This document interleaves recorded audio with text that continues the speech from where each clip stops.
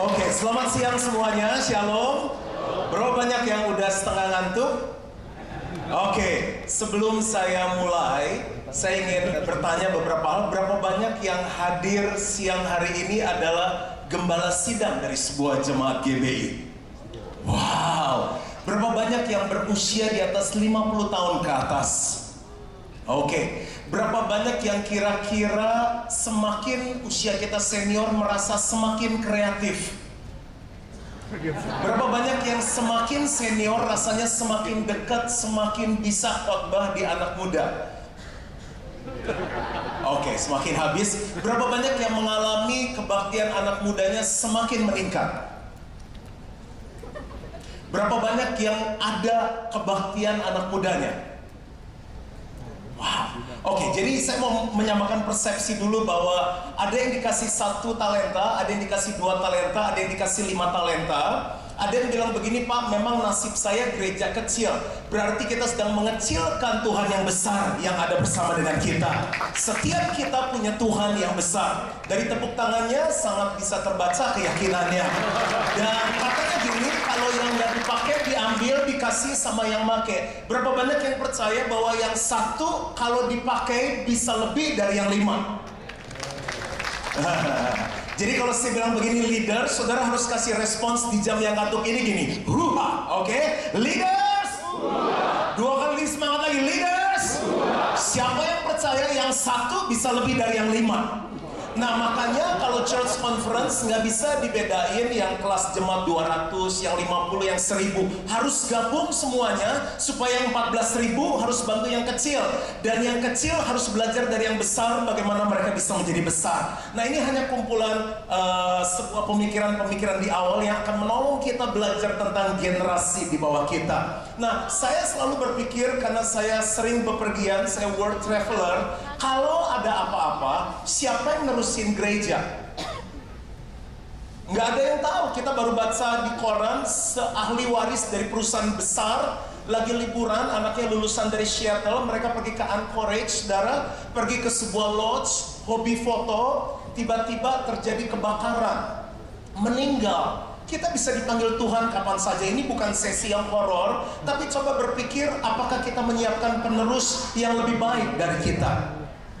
Dan pernahkah kita berpikir waktu kita menjadi tua, kita akan duduk dan mendengarkan yang muda khotbah di depan? Berapa banyak kita yang senang dengar khotbah yang jelek? Siapa yang senang dengar khotbah yang bagus? Berarti yang di bawah kita harusnya lebih bagus dari kita. Jadi sesi ini menurut saya sangat penting sekali dan harus menjadi prioritas kita. Nah, saya akan putar dulu klip. Nanti kalau lihat klipnya jangan lihat, iya terang aja fasilitasnya hebat, gerejanya gede. Enggak, dimulai dari 5. Segala sesuatu dimulai dari Tuhan Yesus 1. Dan itu bisa berbuah banyak. Kami hanya mulai dengan 5 orang, tapi karena kami lakukan beberapa prinsip yang sesuai waktu saya coba bagikan, dan sekarang itu bertumbuh dan berbuah dan menyenangkan Tuhan. Coba kita lihat ada 2 klip. Jadi ini bisa membuat kita terinspirasi bahwa pelayanan youth di tempat kita dimanapun bisa berbuah. Saya dengar ada yang dari Sorong, ada yang dari mana lagi tadi? Dari Poso. Tuhan yang kita sembah juga ada di Poso. Tuhan yang sama akan membuat berkah yang besar. Kita lihat klip yang pertama.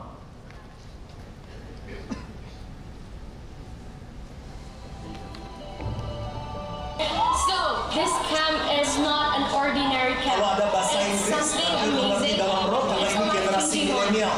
And it changes my life too. Camp ini tuh banyak manfaatnya tau. Ada macam-macam games, ada macam-macam firman Tuhan juga yang disampaikan. Seperti kita bisa mengenal Roh Kudus lebih banyak. Ini basically pertama kali ya bisa ikut camp kayak gini. And I believe ini bukan cuma kebetulan saya bisa ada di sini, tapi saya percaya kalau Tuhan emang taruh di sini for some reason. And di camp ini tuh bukan camp biasa. This is really amazing karena kita bukan cuma have fun, tapi kita juga bisa rasain hadirat Tuhan karena banyak juga teman-teman yang diselamatin di sini. Dari games yang diadakan banyak sekali value-nya seperti kerjasama, friendship, saling kompak satu sama lain. Well, basically, I belajar lots of things from this camp, and this camp taught me with games and lots of ways, like Twister and stuff that taught me how to work together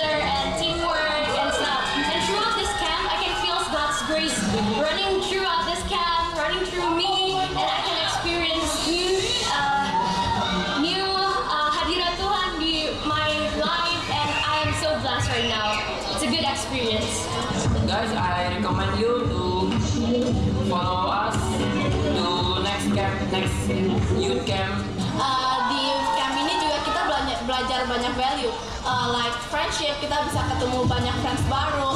Kita bisa kerja sama teman-teman yang bahkan kita nggak pernah ketemu before, tapi bisa dapet gitu teamworknya, dan pokoknya banyak banget value-nya, harus ikut banget, dan this is very recommended.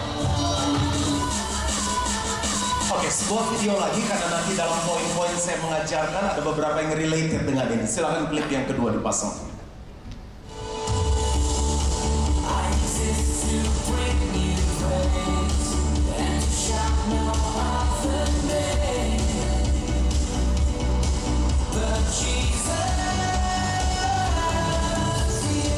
Tapi karena saya sing sama Tuhan, yang ordinary jadi extraordinary. Waktu sing sama Tuhan, yang biasa ketemu yang luar biasa jadi dahsyat, yang natural ketemu yang super jadi supernatural.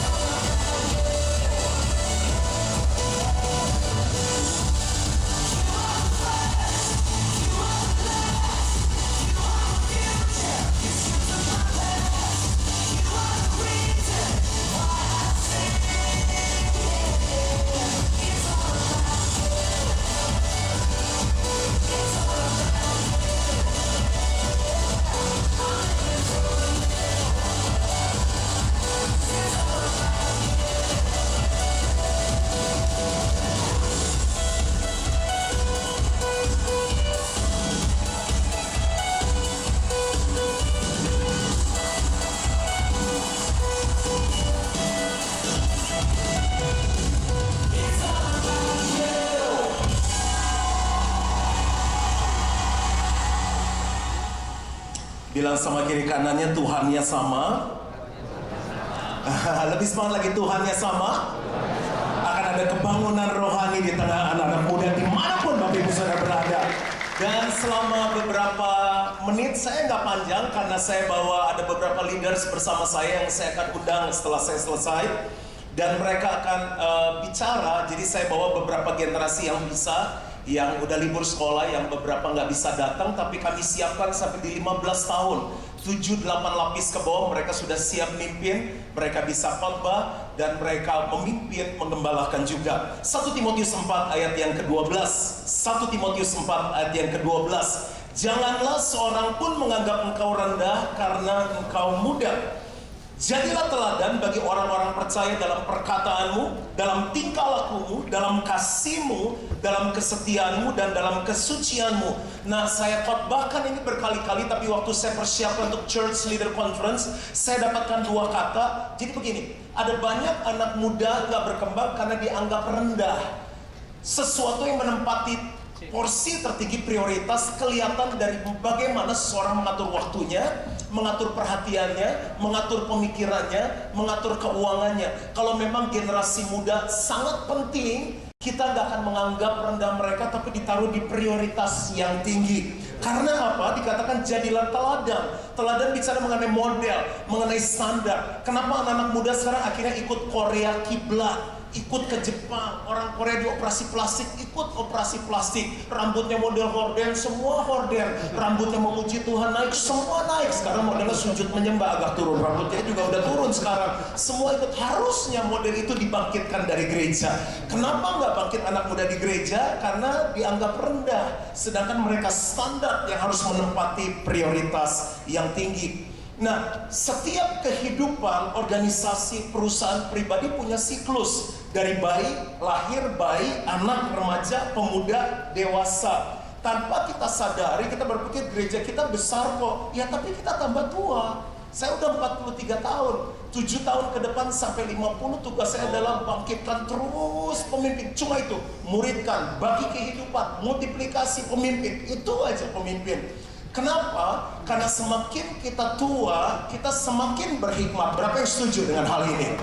Walaupun nggak semuanya, tapi mostly, khususnya GBI, semakin tua semakin berhikmat. Tapi masalahnya nggak cukup dengan hikmat. Alkitab aja bilang kerajinan tanpa pengetahuan sia-sia kok. Tapi anak muda kadang dodol, nggak terlalu berhikmat, sering buat salah. Tapi yang luar biasa, mereka penuh dengan informasi, mereka sangat kreatif.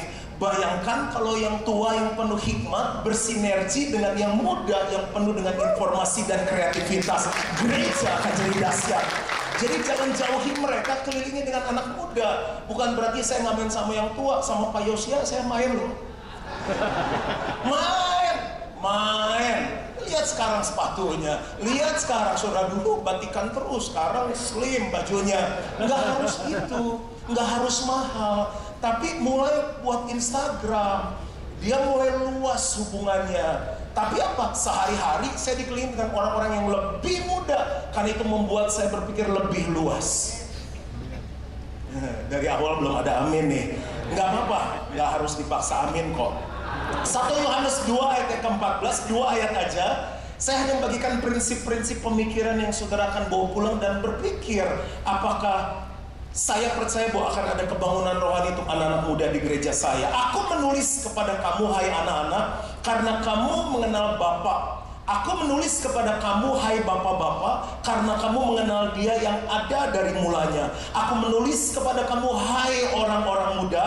Ada kata apa? Orang-orang muda, karena kamu kuat. Katakan sama-sama kuat. Dan firman Allah diam di dalam kamu, dan kamu telah mengalahkan yang jahat. Saudara bayangkan seorang yang bersih, seorang yang punya integritas didukung oleh banyak orang. Ada seorang yang berkunjung ke kantornya Ahok dan dia bilang di belakangnya itu ada 30 anak muda, semua 20-30 tahun, generasi milenial yang dukung dia karena mereka nggak bisa ambil pegawai negeri. Dia bilang ini intern, jadi orang magang, tapi ini 30 otak-otaknya yang bikin dia maju. Saudara bayangkan kekuatan anak muda.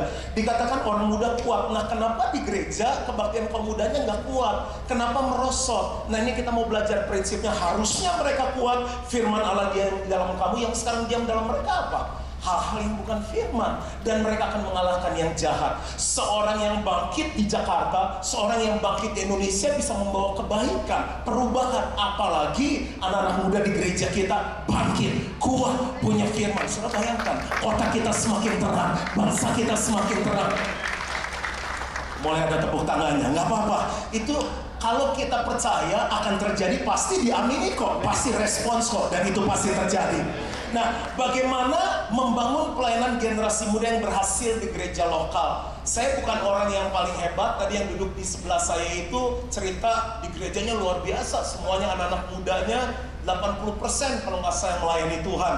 Tapi saya hanya dipercaya dan diminta untuk membagikan bagaimana kita ngerintis dari awal sampai sekarang yang dari muda itu saudara sudah menjadi pemimpin-pemimpin di gereja kita, dan terus sampai 8 generasi lapis pemimpinan kita bangun sampai di bawah. Yang pertama yang paling penting adalah kepemimpinan. Coba bilang sama-sama kepemimpinan. Nah, saya mau bahas 3 hal tentang kepemimpinan. Yang pertama adalah visi.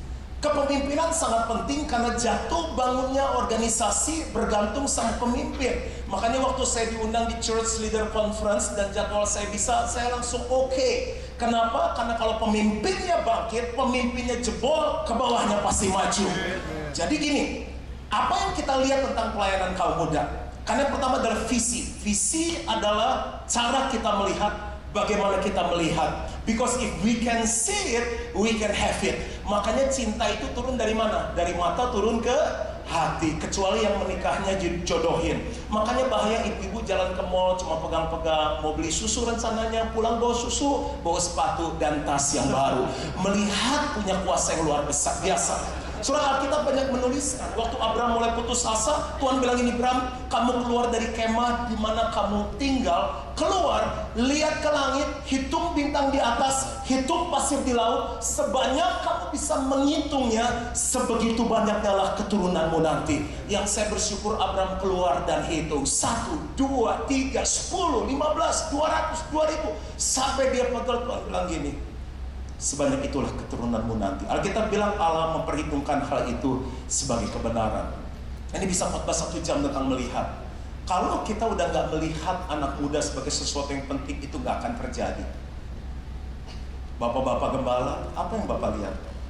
Banyak biaya Pak, kolektornya dikit. Udahlah kecil, kasih ruang yang kecil. Saya buat langkah iman untuk generasi. Ruangan kebaktian anak waktu kita gambar gedung kita sebesar ruangan kebaktian umum. Itu langkah iman saya karena saya melihat anak-anak sangat penting. Bukan pelayanan tambahan, bukan pelayanan penitipan anak. Demikian juga youth, saya kasih fasilitas yang baik. Mulai gak ada duit, gak punya duit bangun gereja, cuma punya visi. Karena di mana ada visi, di situ ada provisi. Di mana ada visi, di situ ada penyediaan dari Allah. Kita melihat anak mudanya utama, penting atau tambahan. Seberapa banyak pemikiran yang kita habiskan untuk mikirin bagaimana anak muda berkembang. Seberapa banyak dana yang kita habiskan untuk menolong anak-anak muda berkembang. Iya, sekarang mereka nggak punya uang, tapi lihat mereka 10 tahun ke depan, 20 tahun ke depan. Selalu setiap kali saya khotbah ada saksinya, saya bilang begini, di depan saya lagi khotbah di depan orang-orang yang luar biasa. Akan ada bisnismen-bisnismen terbaik lahir dari tempat ini. Ada politisi-politisi, ada pendeta-pendeta yang luar biasa, artis, aktor. Jadi setiap kali mereka lihat pendetanya ini sayang sama kita, ngelihat kita orang besar, dari fasilitas, dari pemikiran, dari waktu. Yang pertama, Bapak Ibu lihat apa? Kalau kita udah nggak bisa lihat apa-apa, ya udahlah gabung aja sama umum lah. Udah cuma 5-6 orang, itu juga orang Pak. 2-3 orang berkumpul, Tuhan hadir. Dengan baik-baik bersama Tuhan, dari 2 bisa 12, dari 12 bisa 20, dari 20 bisa 200. Tepuk tangannya di 20 nih, dari 200 bisa 2000. Semangat aja dulu respon karena terjadi sesuai dengan iman kita. Coba tanya kiri kanannya, kamu lihat apa di gerejamu? Siapa yang mau mimpin Pak? Saya mau cerita, papa saya umur 74 tahun. Bulan November Pak Japalin hadir resmikan gedung gereja kita, dia serahkan seluruh Indonesia untuk saya. Nah, waktu dia di Manado mulai pelayanan di youth, umur 70 tahun, mulai dengan 2 anak youth, 20, 80, 100. Minggu kemarin 186. 186 orang ini daerah besar. Rambutnya putih, 74 tahun. Jeansnya skinny, dilipat 2, sepatu Keds. Kemarin dia bilang, ada yang robek dikit gak? Sadap. Itu bukan post power syndrome, bukan puber kedua. Dia cuma belajar bagaimana dengan cara apapun selama gak melanggar firman, jiwa-jiwa diselamatkan. Siapa bilang orang harus ada fasilitas yang bagus? Yang penting ada orang punya hati untuk anak-anak muda. Dimulai dengan apa? Visi. Coba bilang sama-sama, visi. Berapa banyak anak muda yang kita lihat?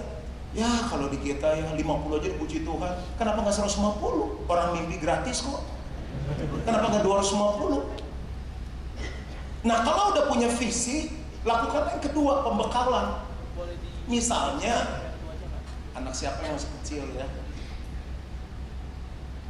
Anaknya Pak Yosia kan umur 21 ya.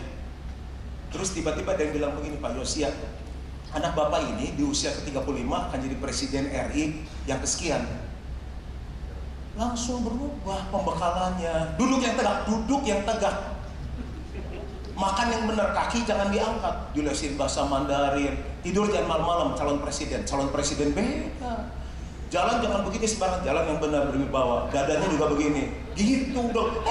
Jangan calon presiden. Beda, dibekali pasti. Kalau perlu sekolah yang terbaik, makanan yang bergizi. Saudara, kalau kita tahu generasi muda sangat penting. Saya cuma ngebayangin gini, waktu saya 70 tahun saya akan duduk dengar anak-anak sekolah minggu, anak youth saya khotbah. Kalau kita nggak bekali dari sekarang, kita mau dengerin siapa yang khotbah? Dia khotbahnya nggak jelas, kita tidur di bawah. Saya pengen waktu kita duduk nanti, kita bilang, yes, very good, preach it. Kenapa? Khotbahnya lebih bagus dari kita. Dulu saat kita khotbah, dia tidur. Sekarang saat dia khotbah kita nyatakan ada banyak hal-hal yang luar biasa. Buah yang baik lahir dari pohon yang baik. Dan pembekalan gak bisa tiba-tiba. Coba sekarang udah mau lebaran lagi. Abis lebaran apa? Natal. Abis Natal apa lagi? Lebaran sebentar lagi. Natal lagi. Iman adalah sekarang. Pulang dari tempat ini, bangun anak muda kita. Mulai lihat hal-hal yang baik. Mulai bekali mereka. Dan yang berikutnya adalah kesempatan. Dilihat muda, dibekali muda, gak dikasih kesempatan. Masih muda. Saya 43 aja dibilang gini, ya ini kayak muda-muda begini. Udah 43, si capsa 50 aja masih dibilang muda. Kami kasih kesempatan untuk mereka mulai berkhotbah di umur 22 tahun. Tentu kita lihat hidupnya, kita muridkan. Saya dikasih kesempatan umur 20 tahun. Mulai dari yang belasan tahun, kalau ada meeting-meeting, retreat gereja, pertemuan, kita kasih khotbah 5 minutes preaching. Coba kamu khotbah 5 menit. Kamu khotbah 10 menit. Saya ngajarin homiletika. Saya ngajarin hermeneutika ringan. Nggak apa-apa. Mana ngerti anak kecil? Ngerti. Anak sekarang pinter. Anak saya umur 5 tahun. Dad, foto Dedi di mana-mana. Dari mana cari saya? Ini cari saya cuma pencet Juan Mogi. Tuh, Dad banyak. Dia buka YouTube semua. 5 tahun. Pinter anak-anak kita. Yang kedua. Yang pertama, kepemimpinan. Yang kedua, untuk membangun youth yang baik diperlukan apa? Komunitas. Perlu wadah. Yang pertama adalah kebaktian. Ada banyak kita nggak buat kebaktian yang proper. Nggak harus mahal. Karena tadi saya bilang kita mulai dari 5 orang. Bayangkan setelah 5 orang Tuhan berkati. Ini belum sekarang, masih tahun 97. Itu di Sudirman, di pusat kota. Nyewa gedung, kita diusir 3 kali. Tapi pagi-pagi 7:30 kebaktian youth-nya, karena biasanya cuma itu, kurang lebih 550 anak muda yang datang. Saya pikir gimana nih anak muda datang, naik mobil yang mungkin kapasitasnya 5 bisa diisi 10 orang, pangku-pangkuan cuma mau ke gereja. Kenapa? Karena mereka mau datang pagi-pagi, apalagi hari Minggu kan, mau datang pagi-pagi, gedung masih sewa, belum punya apa-apa, kan ada sesuatu di sana. Bapak Ibu coba gini deh, kalau kita ke restoran, terus begitu makan restorannya nggak enak, pengen balik lagi nggak? Terus kita bilang sama istri kita ini, udah mah kita doa lagi, kasih kesempatan lagi sama dia, siapa tahu Tuhan merubah. Yuk, kasihan restoran, nggak mungkin. Saudara, begitu kita buat sebuah kebaktian yang nggak lagi relevan, nggak yang lagi menjawab kebutuhan, anak muda nggak akan datang lagi. There is no second chance for first impression. Begitu mereka datang, aduh nggak datang lagi. Yakinkan kita buat kebaktian yang inspiring. Kami bukan berarti hebat, kita belajar, doa, minta hikmat Tuhan, nanya, cari informasi apa sih yang sekarang anak-anak suka, tapi esensi nggak berubah, tetap ada penyembahan, kompromi kekudusan tidak kita izinkan. Kita ajarin ciuman pertama setelah diberkati nikah, itu kita nggak kompromi. Sampai mereka bilang gini, lebih gampang masuk surga ya daripada kawin di Gilgal. Kenapa? Saya bilang lebih baik apa? Dasarnya kuat. Tapi kalau cuma cara, cuma aksesoris, kita buat yang relevan. Yang kedua adalah kelas pemuritan. Nah, kami membuat program yang jelas. Ciri dari generasi milenial adalah mereka nggak suka satu arah. Mereka senang ada komunikasi. Mereka senang straight to the point. Mereka senang sesuatu yang simple, yang sederhana. Mereka senang sesuatu yang jelas. Kalau mereka ikut kelas nggak jelas, mereka nggak mau. Tapi kalau jelas, mereka bayar harga. Itu generasi milenial. Jadi kita kasih tahu, ada Grow 101, ada Grow 102, lalu ada kelas leaders untuk Grow 103. Dan saudara, seperti angkatan sekarang aja yang ikut kelas itu Sabtu siang, kurang lebih 120 atau 130 anak. Coba lihat fotonya, yang ngajar masih muda. Umur berapa yang ngajar ya? 24 tahun yang ngajar. Coba tolong ditayangin, ada satu foto yang kita bisa ambil dari Instagram. Foto pemuritan. Apakah ada? Ya, itu fotonya.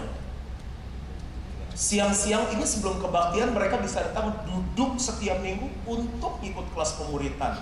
Kenapa? Karena ada sesuatu yang inspiring. Mereka dapat sesuatu. Nah, kelas pemuritan yang kami buat bukan hanya di kelas. Karena pemuritan itu adalah head, heart, dan hands. Pemikiran, pengetahuan, hati, karakter, tapi juga tangan. Makanya seperti kali ini saya ajak beberapa orang supaya mereka sama-sama dengan saya. Kalau kita nggak bisa berenang dan saya bilang, oke, saya ngajarin berenang gratis. Buka tangan kita, angkat kepala kita, ambil nafas, pantat dinaikin, semuanya jago, dapat sertifikat. Besok kita praktek, saya lepas di kolam renang. Apa yang terjadi? Saya masuk polsek. Nggak bisa. Belajar berenang tuh seingat saya dulu saya kecil dipegangin. Ya ini kakinya dibuka dulu. Sama gurunya kan digituin kan? Lalu sekarang tangannya. Ayo sekarang mulai keliling kolam. Dipegangin dulu. Baru sekarang udah jago berenang. Jadi pemimpin-pemimpin yang duduk sekarang mostly bukan pindah gereja, tapi dari awal terima Tuhan Yesus, dimuridkan, dan karena mereka dimuridkan, mereka bisa muridkan orang lain. Ke rumah sakit sama-sama saya, ngusir setan sama-sama saya. Kelihatannya lambat nggak apa-apa, tapi kalau kita bangkitkan pemimpin kelihatannya lama, tapi yang terjadi adalah multiplikasi. Dan yang terakhir adalah sel. Jadi kebaktian perlu, kelas pemuritan perlu, yang terakhir adalah komunitas sel. Apa itu komunitas sel? Sebuah kelompok kecil, karena kita nggak sanggup lagi untuk handle begitu banyak orang, di mana mereka digembalakan, dimuridkan, dilatih, disatukan, dan ditolong untuk melakukan firman Tuhan. Nah, ada banyak gereja melakukan, jadi yang masuk banyak, yang keluar juga banyak, karena mereka nggak ketemu keluarga. Gereja adalah keluarga Allah. Kalau mereka ketemu keluarga tuh pasti pengen sering-sering ngumpul. Nah, kalau mereka nggak ada attachment-nya di sana, mereka pikir gereja lain juga sama aja. Datang nggak ada yang tahu, keluar nggak ada yang tahu, meninggal nggak ada yang tahu. Makanya nggak sedikit orang-orang yang udah pindah kerja keluar kota balik ke gereja kita lagi. Sekolah ke luar negeri balik ke gereja kita lagi, karena di situ ketemu keluarganya. Pesan saya adalah begini, karena saya cuma nyampaikan prinsip, jangan jadi gereja yang punya program sel, tapi jadi gereja yang sel adalah kehidupannya. Jadi pemimpinnya bilang, para masuk sel ya, masuk sel, masuk sel. Mereka mimpin sel, nggak pernah ngerasain kehidupan sel. Bagaimana mereka ngebapain orang lain kalau nggak pernah dibapain? Bagaimana mereka muridin orang lain kalau nggak pernah dimuridin? Jadi saya sendiri masih hidup sel dengan mereka. Dengan mudah gaya hidup itu tertular. Sesuatu yang alami natural bertahan lama. Sesuatu yang program rekayasa kelihatannya bagus di depan tapi nggak bertahan lama. Sesuatu yang alami nggak pernah bosan. Ada yang di sini bosan makan. Aku 3 hari ini nggak makan dulu deh ya. Aku lagi bosan. Nggak ada. Karena alami. Kalau orang sampai bosan sel, malas sel, itu bahaya. Kita misalnya kebaktian jam 5 sore sampai setengah 7, 1 jam setengah, bisa 1 jam, sejam setengah hari Sabtu. Habis itu langsung mulai kelompok sel, bagi kelompok, sampai harusnya mungkin sejam, sejam setengah mereka selesai, sampai orang tuanya jemput 8:30 kadang-kadang, kok belum selesai, tuh masih sel di dalam. Mereka datang bukan dipaksa orang tua, tapi mereka datang karena mereka punya keluarga di sana. Komunitas sangat penting. Lihat sekarang, geng motor, geng anjing besar, geng Toyota Kijang. Kenapa gereja nggak mulai dengan komunitas yang sehat? Yang ketiga, Bapak Ibu belajar sesuatu siang hari ini? Coba bilang sama-sama semangat. Church leaders. Lupa church leaders. Iya, yang ketiga kemasan. Dalamnya di Bandung teh naonnya? Peyem tape. Dia cuma tape. Tapi tape digantung di jalanan Lembang, yang kuda lewat debunya masuk, angkot lewat debunya masuk, dibandingkan tape yang dibikin kemasan pakai pita. Orang lihatnya juga udah beda. Gemesin pisan. Di Bandung kalau ngomong apa-apa pakai pisan belakangnya. Nanti tanya Pak Rupin. Jadi kemasan bicara 3 hal. Yang pertama kreatif. Esensinya sama tapi lakukan dengan hal yang berbeda. Saya kasih contoh ya. Menunya mah ayam. Kan bisa bikin semur, bisa bikin ayam rica-rica, bisa bikin ayam bakar kecap, bisa bikin ayam penyet, bisa bikin ayam gebrak, ayam banting, ayam rebus, ayam nangking. Makanya gini, generasi sekarang itu sangat kreatif. Yang lagi, tadi kita lihat Indomie yang terkenal apa itu? Abnormal, restorannya abnormal. Indominya tau gak apa? Indomie telur asin.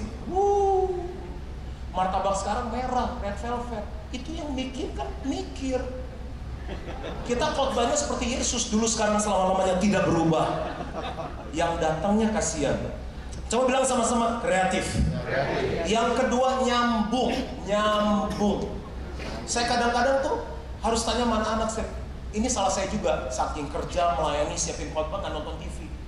Harus paksa sekarang nonton TV. Baca koran tiap pagi nanya. Misal lagi dulu ngetren lagunya itu, saya belajar loh yang sakitnya tuh di sini di dalam hatiku. Saya pernah nyanyi sakit-sakit lagu apa sih? Itu lagi ngetren lagi. Kita udah nggak lagi nyambung. Emang dosa saya nyanyi lagu itu? Enggak. Malah nyambung sama yang lain. Firman masuk. Nggak apa-apa, nggak harus amin kok. Saya cuma cerita aja. Saya pakai catatan khotbah, salah nggak khotbah pakai buku gini?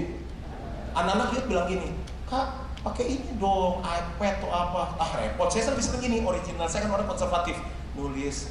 Tapi saya coba-coba gampang. Sekarang pakai begini. Mereka bilang, Kak, pakai Instagram.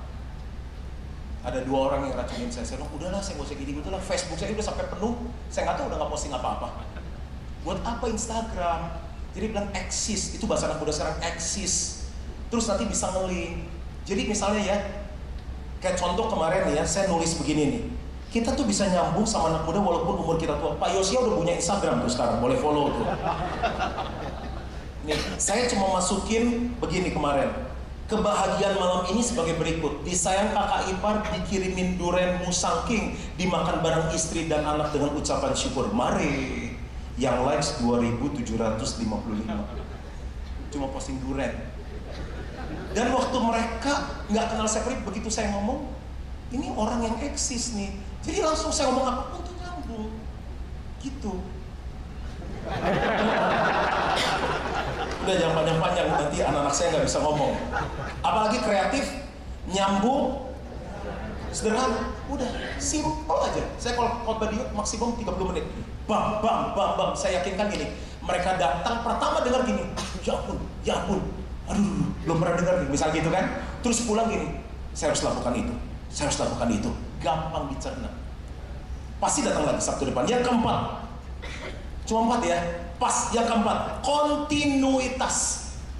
Kenapa pelayanan anak muda naik turun, nggak naik lagi?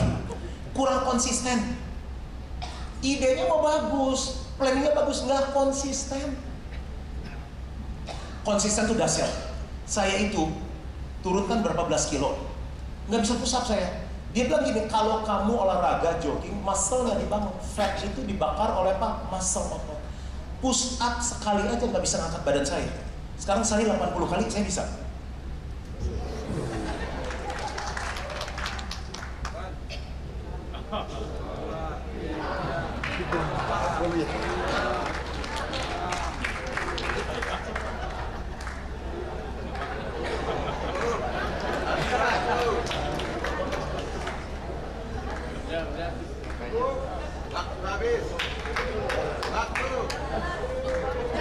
Ini satu gaya. Jadi ada yang gaya diamond, gaya apa? Satu, tapi kalau continue jadi. Kita kunjungan ke youth-nya setahun sekali. Kehadiran sangat penting. Ya kan udah ada youth pastor. Hadir, orang tuh kalau ngasih waktu berarti ngasih hati. Berapa banyak yang tahu hati saya di GBI? Cie, bukan karena ada ketua, karena saya datang. Pak Wiryo 6 jam, saya 3 jam setengah. Orang kalau ngasih waktu, dia ngasih hatinya. Gembala cuma datang aja, ih bapak datang, ya foto-foto bentar, selfie, udah seneng. Yang penting continue. Udah sampai keempat juga nggak amin, nggak apa-apa. Yang penting Tuhan, saya udah sampaikan isi hati Tuhan. Yang berikutnya belajar. Aduh, kalau belajar pasti maju. The moment you stop learning, you stop leading. Satu hal, kenapa youth-nya nggak maju, youth-nya nggak berkembang, pemimpinnya nggak mau belajar. Om, kita boleh belajar ke sana nggak? Apa sih yang bagus di sana? Kita lebih bagus dari mereka. Kenapa sih nggak rendah hati belajar dari orang lain? Saya ngirim orang belajar dari nggak punya duit. Orang mau bilang pemborosan enggak, saya invest di kehidupan. Makanya Pak Yosi ajarin semua benar. Satu saat kalau gedung gede nggak ada orangnya mau ngapain? Kalau bangun orang, gedung pasti ada. Fokus bangun manusianya. Kemarin ada sebuah seminar saya kirim 100 berapa puluh juta. Oh Bapak hebat. Enggak, itu juga siapin dana pendidikan, saya tabung tiap bulan.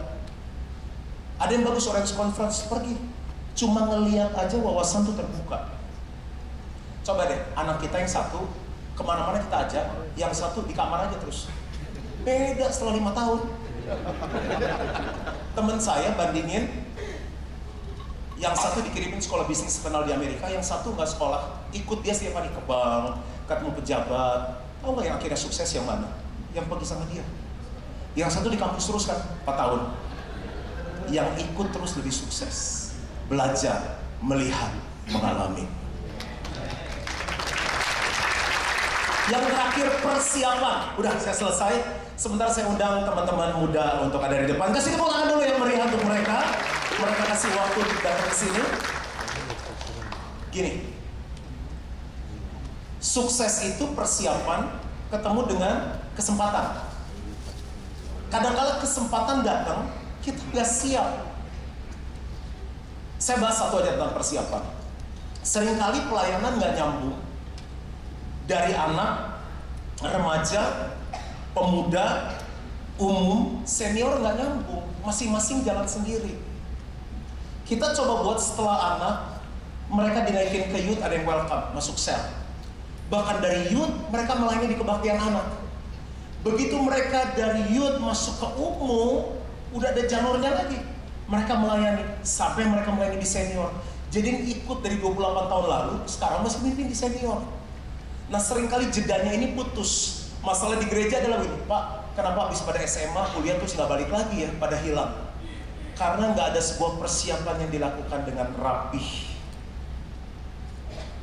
Kita kaget waktu awal tahun, youth pastor kita bilang ini ada 5 anak sekitar umur 20-22 tahun, lulus kuliah, ada yang dokter, ada yang lulusan dari Eropa, pengen full time melayani Tuhan. Kenapa? Karena dari muda kita bina mereka. Ini seperti Owen, dia umur 19 tahun bertobat, full time umur 27 tahun, sekarang udah umur 38 tahun. Dia lagi siapin untuk youth leader lagi di bawahnya, karena dia akan saya angkat lagi untuk jenjang berikutnya. Silakan secara singkat aja, karena waktu kita sekitar 18 menit dibagi 4, berarti 4,5 menit per orang. Nah teman-teman ini akan cerita, jadi ini dari umur 38, 28, 23, 19. Coba kamu cerita waktu kamu datang ke gereja, kenapa kamu bisa sampai sekarang di anak muda dan akhirnya kurang lebih gitu ya, kita udah briefing. Shalom semuanya. Perkenalkan, nama saya Owen. Saya pertama kali datang ke Gilgal karena saya diajak teman saya. Dan saya sebenarnya nggak mau datang ke gereja, tapi karena teman saya waktu zaman anak muda, mereka iming-iming kepada saya gini, ke gerejanya banyak cewek yang cakep-cakep katanya gitu ya. Terus saya dijemput, akhirnya saya datang. Nah waktu saya datang, saya nggak mengalami Tuhan. Nah satu hal yang mengubahkan saya, karena saya merasakan bahwa Tuhan itu hidup dan menjamah kehidupan saya. Nah sejak itu hidup saya berubah, saya dipulihkan, dan saya ketemu dengan Pak Juan, dan beliau yang memuridkan saya sejak saya awal di gereja Gilgal ini. Dengan demikian saya dibimbing, dilatih, sehingga saya terlibat lebih banyak, lebih jauh dalam pelayanan anak muda. Nah semakin saya terlibat dalam pelayanan anak muda, semakin saya punya hati untuk generasi muda. Sehingga saya juga akhirnya memberi hidup saya untuk melayani di pelayanan anak muda ini sebagai hamba Tuhan sepenuh waktu. Dan saya bisa melihat bahwa ketika saya dipercaya, dimuridkan, dikasih tanggung jawab yang lebih, saya bisa menghasilkan yang lebih baik, dan bahkan saya bisa memuridkan beberapa teman-teman yang lain sehingga mereka juga bisa berfungsi melayani di generasi ini. Kan temanya kita Church and Young Generation. Kira-kira bisa kasih satu kata kunci nggak yang bisa menolong Bapak Ibu?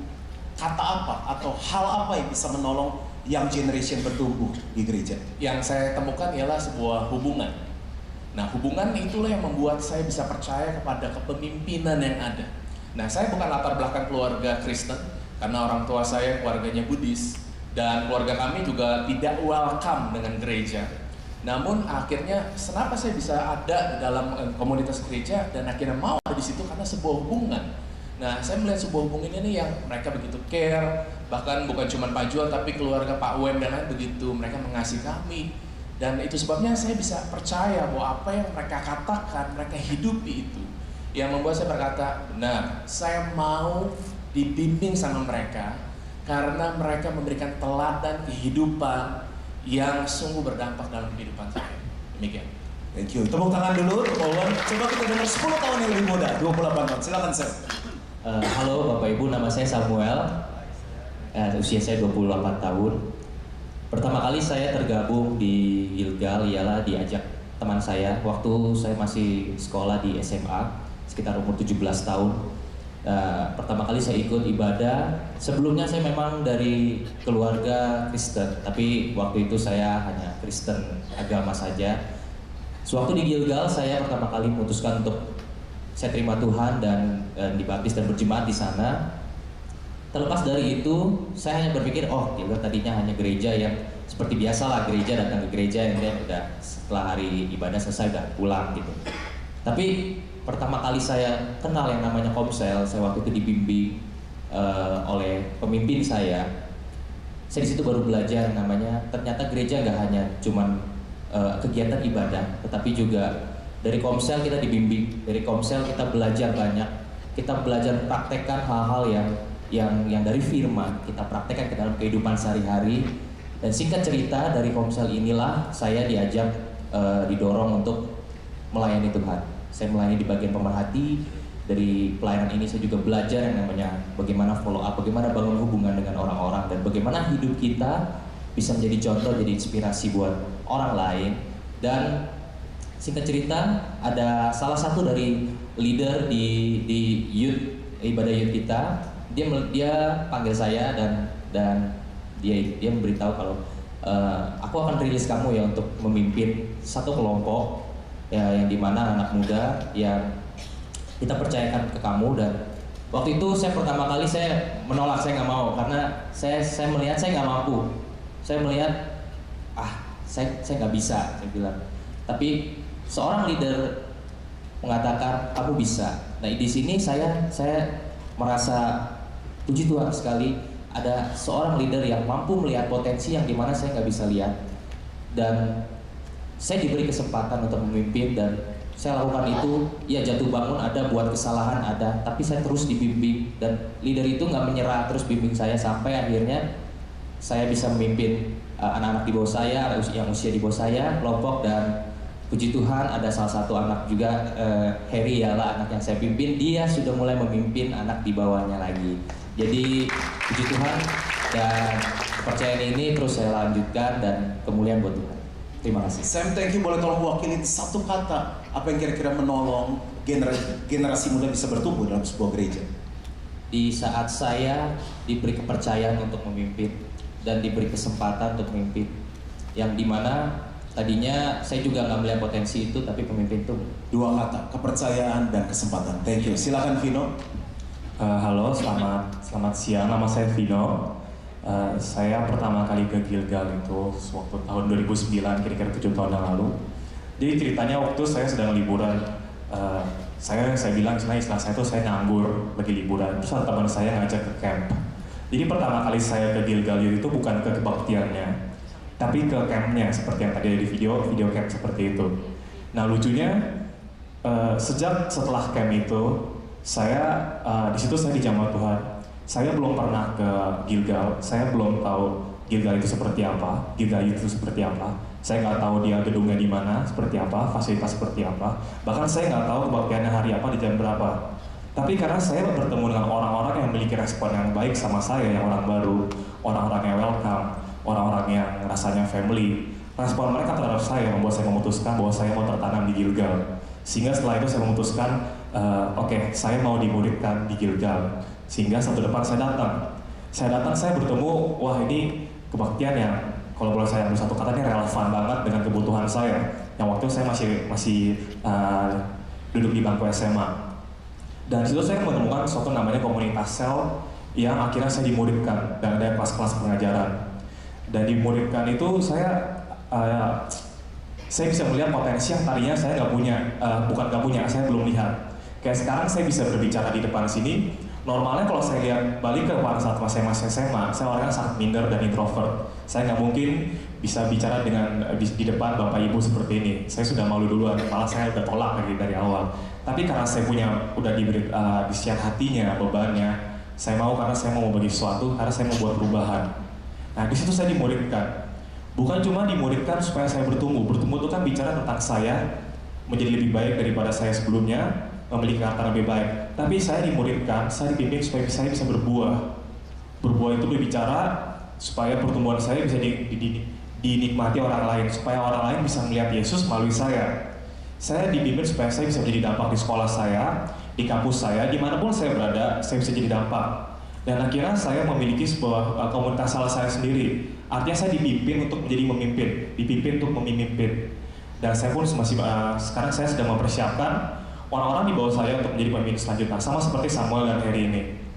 Dan kalau saya mau share, bener banget yang saat Pastor Juan bilang saat kebaktian youth itu pentingnya seperti apa, saya bisa melihat dari sejak saya baru datang, saya melayani dan saya memimpin, bahwa kita tuh dianggap penting, kita tuh dianggap nggak di apa ya, anak tirikan. Kalau di sekolah atau di kampus saya dulu, biasanya tuh istilahnya diberi tanggung jawab biasanya yang lebih senior. Kalau misalnya saya SMA yang kelas 3, yang kuliah semester akhir. Tapi ini saya tidak ketemukan di Gilgal Youth. Mau setua dan semuda apa kalian, tapi semua orang deserve the same chances. Semua orang bisa dapat diberi tanggung jawab yang sama, yang besar ataupun kecil, dan semua orang bisa dimuridkan dengan baik. Gak dipilih-pilih yang lebih tua lebih gimana, lebih muda lebih gimana. Tapi kita sama-sama gitu, kita sama-sama belajar dan sama-sama bertumbuh. Ya itu aja sih. Oke, kalau kamu bisa kasih satu kata yang menolong kita semua, kata apa yang menolong pelayanan generasi di sebuah gereja lokal bisa bertumbuh? Oke, kalau saya ambil satu kata, saya ambil kata relevan. Atau tadi Pastor John ngomong tentang nyambung, dimana kita bisa berbicara dengan anak muda di channel yang sama yang mereka pakai, di bahasa komunikasi yang sama yang mereka pakai, supaya mereka nggak lihat kita kayak di dunia yang lain gitu, tapi kita bisa berada di dunia yang sama dengan cara komunikasi yang sama, dan mereka bisa tahu kalau kita peduli sama mereka. Itu aja sih. Thank you. Tepuk tangan dulu untuk Vino. Dan yang terakhir adalah Harry yang paling muda. Silakan Harry. Shalom Bapak Ibu semuanya, nama saya Harry, umur saya 19 tahun. Oke, jadi saya pengen cerita singkat tentang pengalaman saya di mana saya join dalam Gilgal Youth. Saya join dalam Gilgal Youth itu kira-kira 3-4 tahun yang lalu, dan yang membuat saya amazed dengan Gilgal Youth itu saat saya injek langkah pertama saat saya masuk, di situ udah ada posem untuk menemani saya gitu. Jadi pas saya masuk, jadi dari pintu depan khotbah, praise and worship, dan sampai saya pulang, saya itu benar-benar dikasih private time gitu. Maksudnya kayak benar-benar ditemenin gitu. Jadi di situ saya melihat kayak saya orang baru tapi sangat diprioritaskan gitu. Saya orang baru tapi dia begitu peduli gitu, sampai saya di gereja aja benar-benar ditemanin gitu. Bahkan kayak ibaratnya itu kayak pendeta gitu. Kalau pendeta kan kalau kemana-mana pasti ada ditemenin gitu. Saya juga kayak gitu kurang lebih. Nah dari situ saya merasa kayak saya itu dipedulikan. Nah karena saya dipedulikan, saya langsung kayak ibaratnya itu hati kayak meleleh gitu. Wah ini kayak I think saya itu bakal bertumbuh di sini. Saya bakal diajarkan banyak hal gitu. Lalu di Komsel itu saya juga diajarkan untuk bertumbuh. Ya itu hal pertama yang saya diajarkan adalah berdoa. Saat itu saya masih ingat doa saya kayak sangatlah pendek, dan bisa dibilang itu sesi doa tercepat yang pernah saya alami. Jadi dari dulu saya nggak bisa doa, tapi saya diajarkan gitu, tidak hanya secara teori tapi praktek. Jadi saya diajarkan praktek, saya disuruh berdoa, disuruh doain orang lain, dan mulai dari saat itu saya sekarang udah bisa mulai pimpin doa gitu. Lalu saya juga di encourage untuk ikut pelayanan, dan saya percaya bahwa gereja itu pasti sharing firman, pasti ada khotbahnya. Tapi at one point kita harus bergerak secara praktek juga, tidak hanya secara teori. Jadi di sana saya di-encourage untuk mempraktekkan apa yang telah saya dapatkan gitu.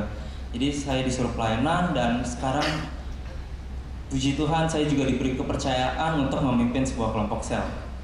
Dan kepercayaan yang diberikan itu buat saya itu kepercayaan yang penuh gitu. Sekalipun saya berbuat, kadang saya mungkin jatuh bangun berbuat kesalahan gitu, tapi kepercayaan itu kayak dia tetap percaya gitu bahwa aku itu bisa melakukan lebih lagi gitu sekalipun berbuat salah gitu. Karena di sini saya melihat bahwa pemimpin saya itu nggak hanya melihat kesalahan, tapi yang terpenting adalah dia melihat potensi saya gitu. Dia tidak hanya bilang kamu jangan begini, tapi dia melihat kamu pasti bisa begini gitu. Itu yang aku dapatkan dari Gilgal Youth gitu. Berarti satu kata yaitu private, bukan ya? Satu kata apa yang bisa menolong pelayanan youth itu berkembang? Ada dua kata deh. Oh, dua kata, oke. Hubungan dan kepercayaan itu sih. Thank you teman-teman. Kita kasih applause dulu untuk mereka. Dan waktu saya oke?